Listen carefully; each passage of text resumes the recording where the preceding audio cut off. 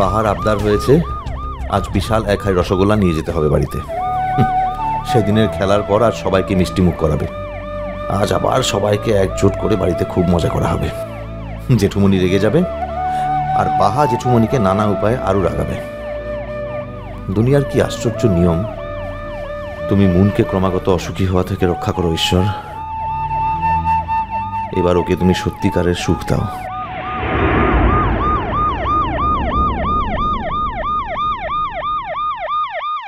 ধ্রুব সেনের উপর আমার যত রাগই থাকুক না কেন, আমি জানি he is an ideal match for Moon. ও মুনকে যত্নে রাখবে, ও মুনকে ভালো রাখবে। এবার অন্তত মুন ধ্রুবকে নিয়ে সুখী হোক ঈশ্বর।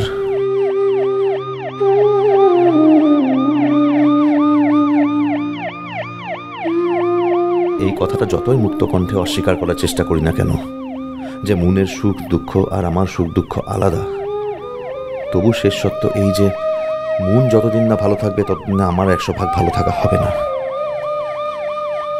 অথচ আমি মনে মনে বাহাকে নিয়ে 100 ভাগ আনন্দে থাকতে চাই, সুখে থাকতে চাই। মুনকে ভালো রেখো ঈশ্বর, মুনের জন্য, ধ্রুবর জন্য, বাহার জন্য এবং অবশ্যই আমার নিজের জন্য বটে। একই শহরের কত ঘরে এখন এই মুহূর্তে আনন্দ, আবার কত ঘরে দুঃখ, কষ্ট, যন্ত্রণা।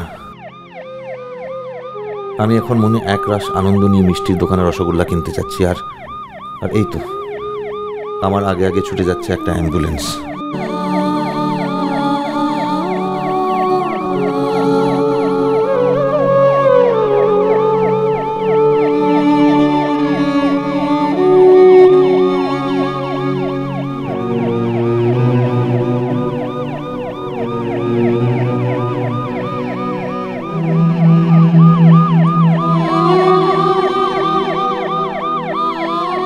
এক ঝলক দেখে মনে হলো কোনো অল্প বয়সী মেয়ে।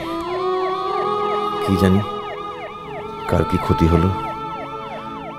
হে ঈশ্বর, তুমি সকলকে ভালো রেখো, সুস্থ রেখো, সকলের মনে আনন্দ দাও।